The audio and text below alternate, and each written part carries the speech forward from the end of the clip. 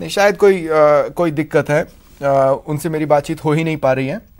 बहरहाल अर्चना जी, मैं एक बात कहना चाहता हूं कि देखिए, रियायत से मुझे परहेज नहीं है, मैं ये एक बार फिर स्पष्ट कर दूं इस डिबेट में। मैं सिर्फ पूछना ये चाहता हूं कि रियायतों में हड़बड़ी क्यों?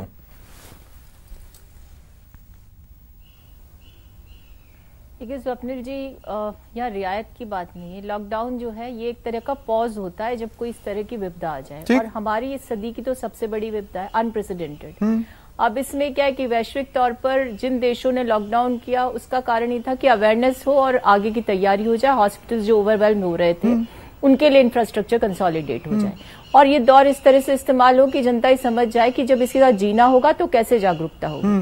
लेकिन मुझे कवि की कुछ पंक्तियां याद आ रही हैं, बस सही है कि नहीं क्योंकि बहुत पुरानी बात है, हमने कहीं पढ़ा था, सुरा तुमसी नहीं कोई मोहिनी। तो ऐसी अवस्था में जो लत के शिकार हैं, जिनको शराब की आदत है या जो व्यसन करते हैं टबैको का या बीड़ी सिगरेट का, उनको कम से कम ये जो लॉकडाउन का दौर था 4 फेजेस का, इसमें समझ आ जाना चाहिए था कि ये जो चीजें इनको अगर प्रोक्योर भी करना है तो स्वयं की सुरक्षा को सुनिश्चित कर, स्वयं की मैं इसलिए बोल रही हूँ क्योंकि जब हम आत्मनिर्भर भारत जैसे नारे देते हैं तो हमें आत्म संयम की बात या सेल्फ कंट्रोल की बात भी करनी चाहिए, और ऐसे में ये जनता की जिम्मेदारी। अगर जनमानस को आप इतने अच्छे से समझते हैं तो रियायतों से पहले इस पर ध्यान क्यों नहीं दिया गया? दौसा की तस्वीर हमें देखने को नहीं मिलती। देखिए, रियायतों से पहले ध्यान क्या, सारी गाइडलाइंस, सारे नॉर्म, सब कुछ प्रचारित प्रसारित हो रहे हैं, लेकिन उसके बावजूद भी जो लत के शिकार है उन्होंने सोचा कि पता नहीं फिर क्या हो जाए। कोई बैकग्राउंड में व्यवस्था तो की होगी ना कि हम रियायत दे रहे हैं, कुछ ऐसे लोग भी होंगे, हम उनको इस तरीके से निपटेंगे। नहीं तो सरकार ने तो सारी जो व्यवस्था थी उसमें सोशल डिस्टेंसिंग के नॉर्म्स का अनुपालन हो, पुलिस उसको सुनिश्चित भी कर रही थी, लेकिन ये लतियों की जो ये प्रवृत्ति है ना, जिसमें कि एक कह सकते हैं कंट्रोल ही नहीं रहा और बहुत ज्यादा तलब के जो शिकार थे उन्होंने सोचा कि पता नहीं क्या होने वाला है, प्रलय आ जाएगी क्या, और ये परिस्थितियां उत्पन्न हुई। लेकिन उसके बाद आपने देखा कि राजस्थान में इसके लिए कूपन सिस्टम शुरू, दिल्ली में तो आपको स्थिति देखिए कि वहां लाठीचार्ज करना पड़ा। तो परिस्थितियां ऐसी बन पड़ी है कि ये समय ऐसा है अनसर्टेन। ठीक है, तो क्या इस रियायत को अप्लाई करने का कोई और तरीका नहीं हो सकता था? नहीं, हम सबको ये भी एक अपने आप में सवाल है ना मैम। देखिए, मैं बात वही कर रहा हूं, जब आप रियायत दे रही हैं तो जमीन पर एडमिनिस्ट्रेशन को यह सुनिश्चित करना था कि उस रियायत का इस तरह के लोग मखौल उड़ा सकते हैं, है ना? मेरे ख्याल से उस जगह पर देखिए एक लूप होल नजर आया आज सड़कों पर। अर्चना जी, मैं आगे आपके पास आऊंगा, लेकिन जितेंद्र श्रीमाली जी को भी अब मुझे डिबेट में शामिल करना होगा। जितेंद्र जी, कई बार तो ऐसा लगता है कि मतलब जब दोनों राजनीतिक दलों को मिलकर चलना चाहिए, लेकिन किसी एक तस्वीर का इंतजार बैठकर राजनीतिक दल करते हैं कि वो आए और हम किसी तरह से एक बयान दे दें। आज भी इन तस्वीरों पर या एक रियायत पर तो आप मानो तैयार ही बैठे थे कि कुछ और हम सटाक से बोलें।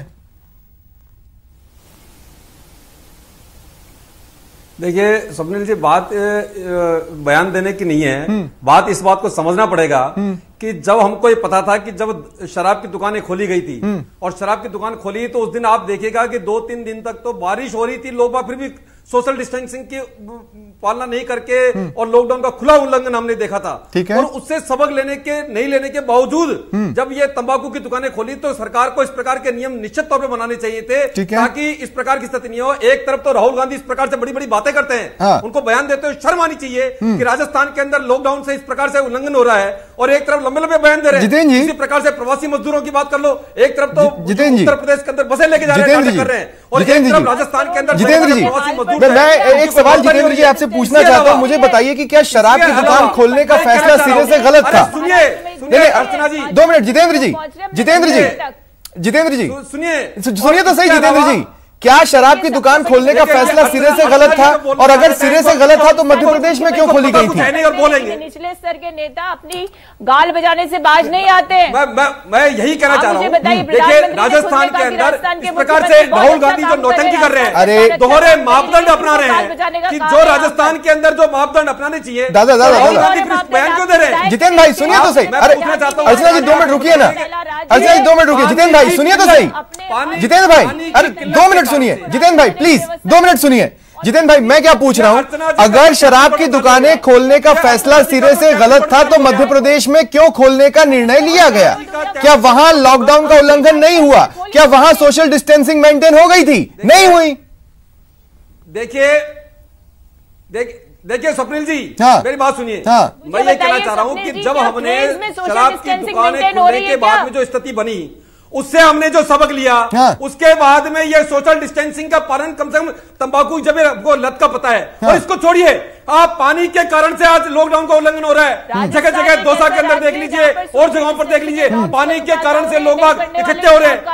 ये कौन सा? ठीक है, चलिए, ठीक है, कौन सा लॉकडाउन हो गया? मैं डिटेल नहीं होने दूंगा। पूछना चाहता हूँ अर्चना जी, मैं मान रहा हूँ, कम जनता के बारे में सोचिए। देखिए 2 मिनट, अब 2 मिनट रुकिए, मेरे को वापस अपने मुद्दे पर आने दीजिए, मुझे वापस अपने मुद्दे पर आने दीजिए, मुझे वापस अपने मुद्दे पर आने दीजिए, मुझे वापस अपने मुद्दे पर आने दीजिए। प्रवीण जी, मुझे सुन पा रहे हैं क्या? प्रवीण जी, मेरी आवाज आप तक पहुंच रही है?